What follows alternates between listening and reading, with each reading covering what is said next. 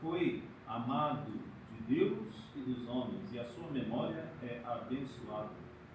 O Senhor o fez semelhante em glória aos santos, e o engrandeceu e o tornou terrível aos seus inimigos, e pelas suas palavras aplacou os monstros. Glorificou-o diante dos reis, e prescreveu-lhe preceitos diante do seu povo, e fez-lhe ver a sua glória. Pela sua fé e mansidão o santificou, e o escolheu dentre todos os homens. Ouviu-o a ele e a sua voz, e fê-lo entrar na nuvem, e deu-lhe face a face os seus preceitos e a lei da vida e da ciência.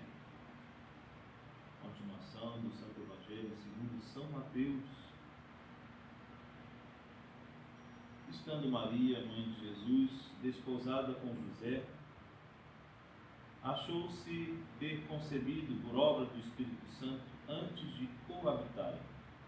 José, seu esposo, sendo justo e não querendo difamá-la, resolveu deixá-la secretamente. Ora, andando ele com isso no pensamento, eis que o anjo do Senhor lhe apareceu em sonhos, dizendo: José, filho de Davi, não temas receber Maria como tua esposa, porque o que nela foi concebido é obra do Espírito Santo. E dará à luz um filho, o qual porás o nome de Jesus, porque ele salvará seu povo de seus pecados.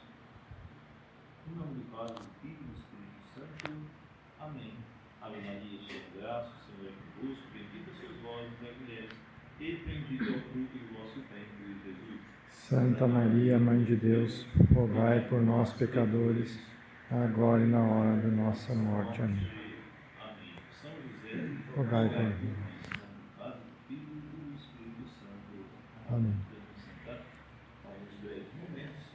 Meus queridos filhos, nesse dia glorioso, nesse dia festivo, em que a Santa Igreja comemora a solenidade de nosso querido patrono São José, patrono duplamente, patrono porque São José é patrono da Santa Igreja Católica e patrono do nosso Instituto, a Sociedade Sacerdotal São José. Para nós, um momento de grande alegria, e nesse momento em que há uma quebra do nosso ritmo quaresmal, né? Então, nesse dia de hoje, nós temos o hino de glória, os paramentos roxos são deixados de lado e tomamos os paramentos brancos, né? O órgão seria permitido tocar no dia de hoje, as flores podem estar presentes no altar, as imagens podem ser descobertas como um sinal de alegria, da glória de Deus manifestada através desse seu santo servo, São José, pai adotivo de nosso Senhor Jesus Cristo, aquele que recebeu a nobre missão de cuidar e providenciar o sustento da Sagrada Família e principalmente do menino Jesus, enquanto caminhava aqui nos seus primeiros anos de existência. São José, escolhido por Deus para essa nova missão, ele é portador de grandes virtudes. Poderíamos gastar muito tempo para meditar sobre as virtudes de São José, mas como nosso tempo não é tão vasto assim, eu gostaria de trazer para essa nossa meditação, ou pelo menos me fixar nessa meditação, em duas das mais importantes virtudes de São José, que são elas a humildade e a obediência.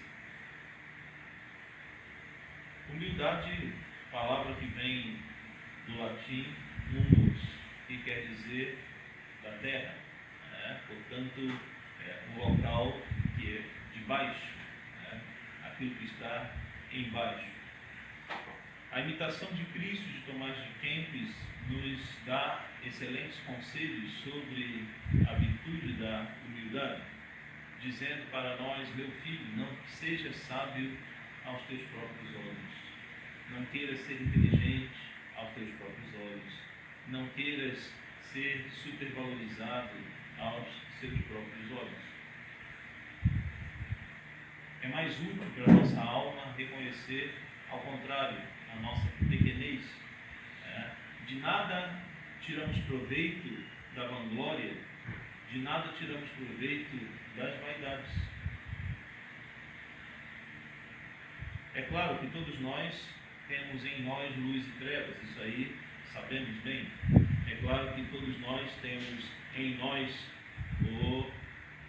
o bem e o mal. Aliás, o próprio apóstolo São Paulo, ele reconhece isso com muita propriedade naquele famoso versículo aonde ele diz: faço o mal que eu não quero e não faço o bem que eu tanto desejo.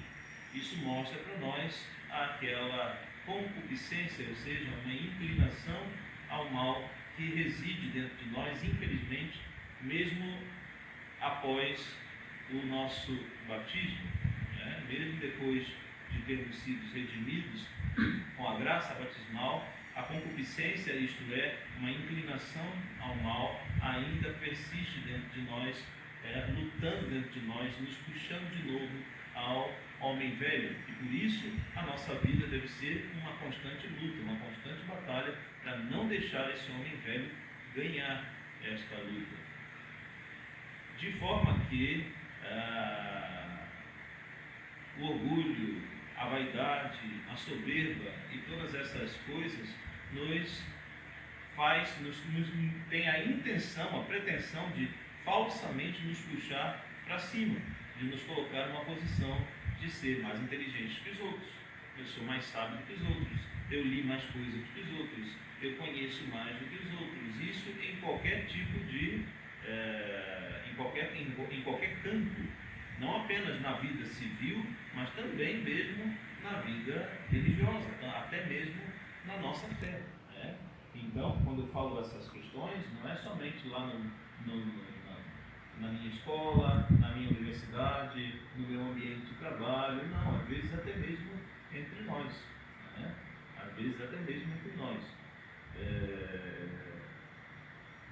Eu digo até mesmo dentro daquilo que há de mais sagrado, até mesmo dentro das coisas mais sagradas, que são os atos de piedade, os sacramentos, etc., até mesmo, meus queridos filhos, o demônio não tem escrúpulos.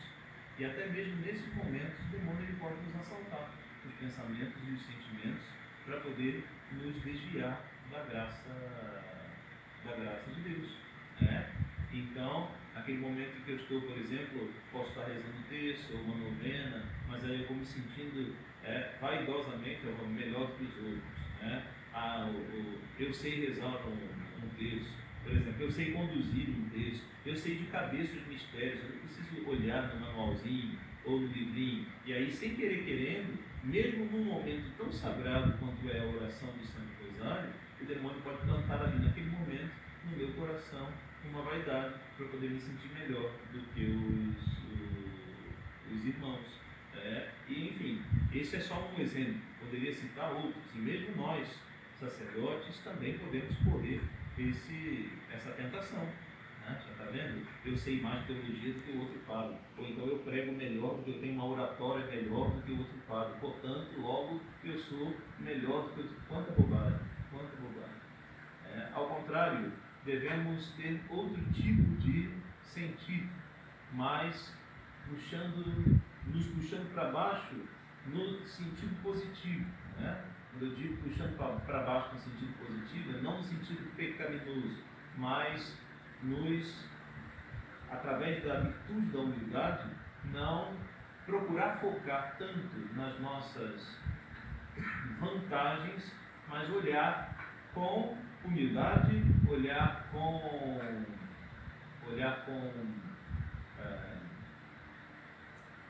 me foge a palavra agora,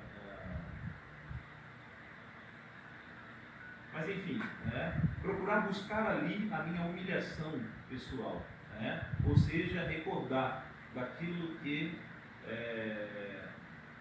me pesa, das minhas faltas.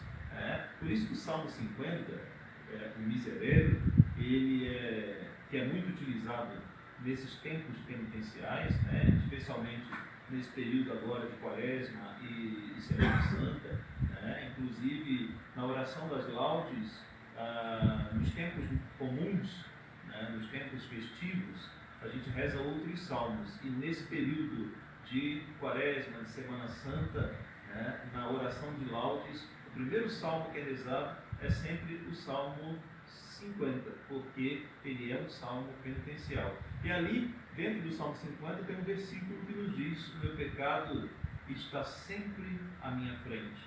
Foi contra vós, só contra vós que eu pequei. O meu pecado está sempre à minha frente. Portanto, o salmista ali quer dizer que o meu pecado deve estar sempre à minha frente como um lembrete, para que eu não me envaideça demais. Então, quando eu quiser exaltar demais as minhas qualidades, eu contrabalanceio essa vaidade lembrando das minhas misérias. Então, quando eu quiser me achar demais, quando eu quiser me achar santo demais, sábio demais, é útil e salutar para a alma lembrar das nossas fraquezas para contrabalancear esse ímpeto, esse impulso de querer buscar a grandeza. Então, a virtude da humildade exercida por São José deve ser sempre querida por nós.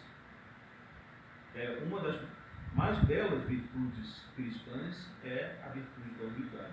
Não nos esqueçamos, inclusive, que o próprio nosso Senhor nos deixou exemplo máximo de humildade. Carta de São Paulo aos Filipenses, capítulo 2. Sendo Deus da mesma natureza, igualzinho ao Pai e ao Espírito Santo, mesmo poder, mesma majestade, mesma divindade, Cristo nosso Senhor não se apegou à sua condição divina, porém esvaziou-se de sua glória e assumiu a condição de um escravo, fazendo-se igual a nós em tudo, exceto no pecado. Portanto, movido pela virtude da humildade, Deus nosso Senhor se despiu de sua glória e desceu até nós para vestir uma carne semelhante à nossa, para caminhar numa condição semelhante à nossa. Esse foi o espanto dos anjos ao contemplarem o menino Jesus recém-nascido na manjedoura. Por isso os anjos olhavam com tanto espanto, alegria, mas ao mesmo tempo com espanto para a manjedoura. Como é possível que Deus eterno, atemporal, como é possível que um Deus imenso, de repente, se faça tão pequeno, tão aparentemente finito ali naquela pequena criança? Era algo que realmente causava espanto.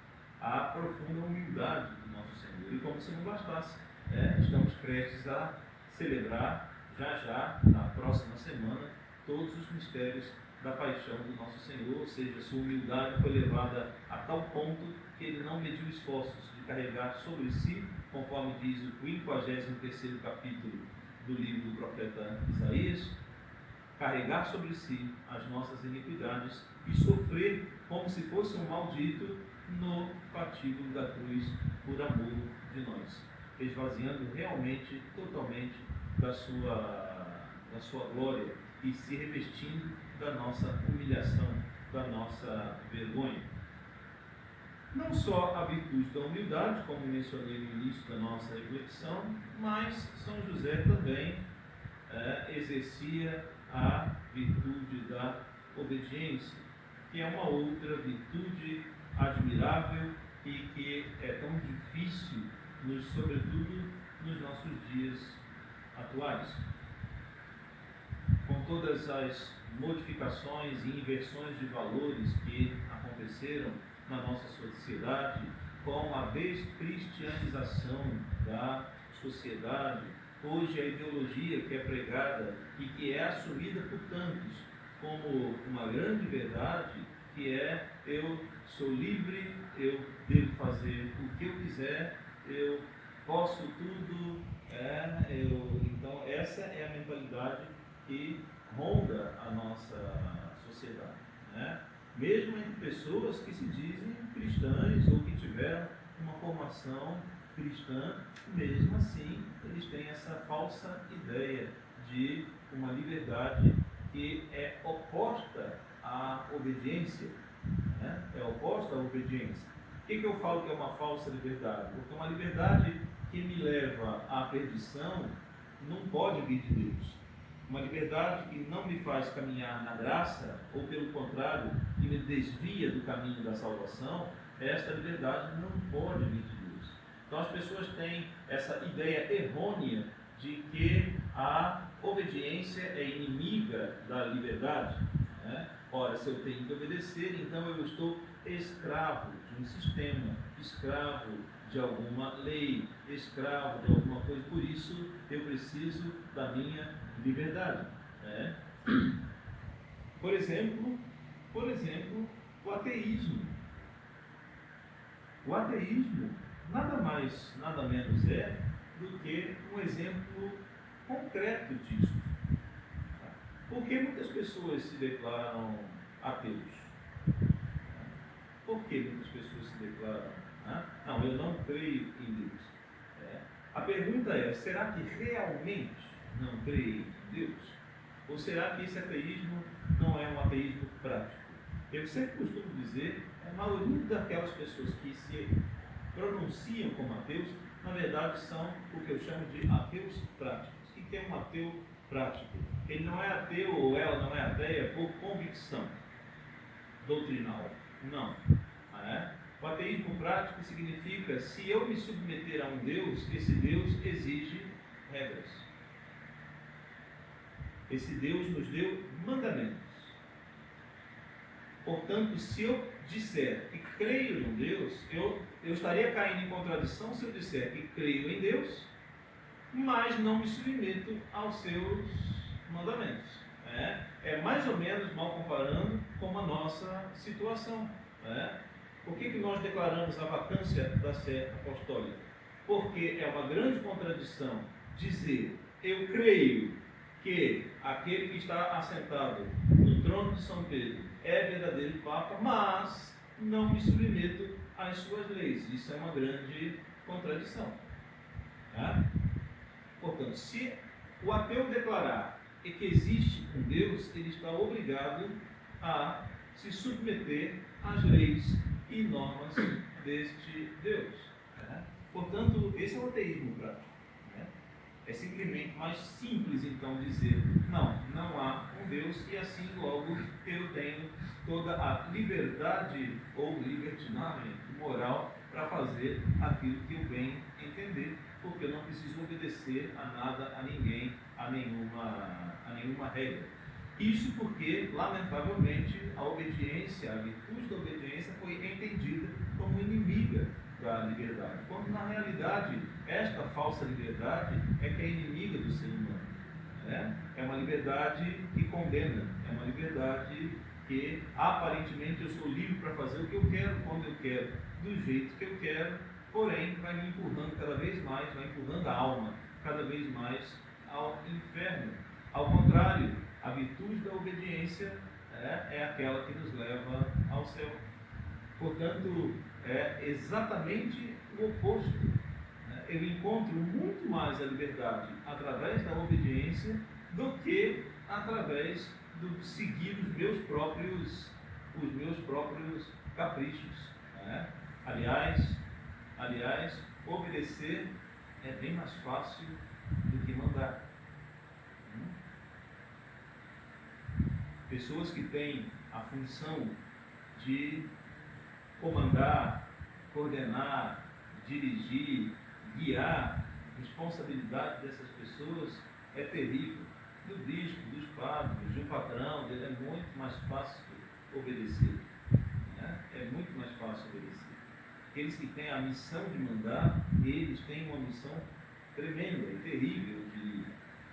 Porque pesa sobre os seus ombros a justiça, pesa sobre os seus ombros a equidade, pesa sobre os seus ombros uma porção de valores que eles precisam ter, e se não forem adequados conforme a lei de Deus, serão extremamente cobrados no dia do seu juízo particular. De modo que a obediência é uma virtude que nos verdadeiramente nos liberta. E São José é exemplo desta obediência, como nós escutamos no trecho do Santo Evangelho de hoje. Ele também teve o seu momento de dúvida, ou de incerteza, de insegurança talvez, porém, diante da palavra que Deus lhe dirigiu através do seu santo anjo em sonho, ele nem pensou duas vezes, não questionou, simplesmente obedeceu.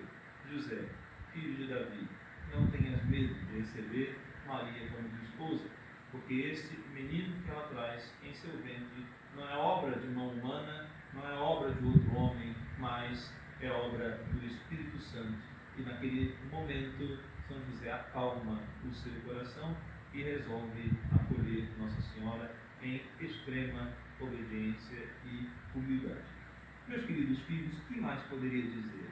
Como falei no início dessa reflexão, são muitas as virtudes de São José. Nós poderíamos passar aqui parte da nossa noite meditando cada uma delas, Mas, enfim, como estamos no meio de semana, não é um dia de feriado, amanhã é dia de trabalhos, estudos, etc., eu fico por aqui nessa reflexão, trazendo apenas essas duas virtudes que já são importantíssimas, a virtude da humildade e a virtude da obediência. Guardemos isso no nosso coração e, mais ainda, coloquemos em prática na nossa vida. Então, lembrando aquilo que a imitação de Cristo diz para nós, não tenha gosto em exaltar a si próprio. Aliás, o próprio nosso Senhor no Evangelho já tinha dito: quem se exaltar será humilhado. Então, o remédio contra a vaidade, o remédio contra a nossa vanglória, etc., é sempre bom ter diante dos olhos a nossa fraqueza. Não queira ser sábio a teus próprios olhos, não queira ser grande aos teus próprios olhos, mas humilhai-vos na presença do Senhor e Ele vos exaltará. E a obediência, que é a melhor de todas as virtudes. Não esqueçamos, o demônio não consegue, é uma virtude que o demônio não consegue imitar, Vocês sabem que o demônio, ele é o pai da mentira, ele é o enganador desde o princípio, e ele adora falsificar todas as coisas, falsificar todas as coisas, Inclusive, o demônio pode falsificar uma devoção, ele pode falsificar.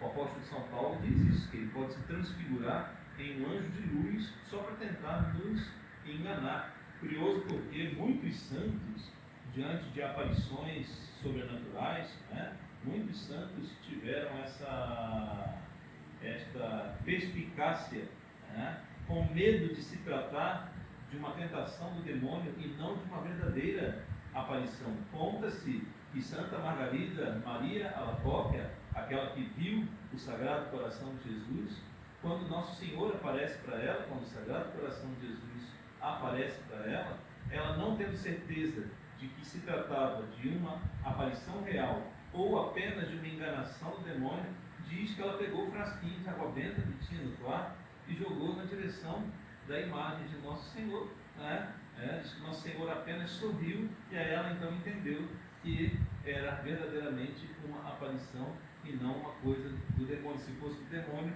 teria se desfeito, Então veja a prudência dos santos, A prudência dos santos, e não que nem esses loucos aí que começam a ver Nossa Senhora na vidraça da janela, em qualquer lugar, em qualquer aparição, Então o demônio também pode se utilizar, e tem que tomar cuidado com isso, A gente tem que tomar cuidado com isso, como Medjugorje e todas essas aparições que a gente fica assim, sem saber até que ponto vem verdadeiramente da graça de Deus, ou até que ponto é uma ilusão do demônio. Pois bem, o demônio, ele sabe que ele pode imitar até mesmo as coisas santas para tentar nos enganar, mas tem uma virtude que ele não consegue imitar, que é a virtude da obediência. Não, essa ele não consegue imitar. Tudo que o demônio não consegue fazer é obedecer. Né? Ele imita a humildade, mas a obediência ele não consegue imitar. Né? Então, eis aí uma excelente virtude para a gente colocar em prática, sobretudo nesses tempos de rebeldia, nesses tempos em que cada um quer fazer aquilo que bem entende da sua própria cabeça. Eis aí uma nobre virtude para a gente colocar em prática, pedindo a intercessão do glorioso São José. Em nome do Pai, do Filho e do Espírito Santo.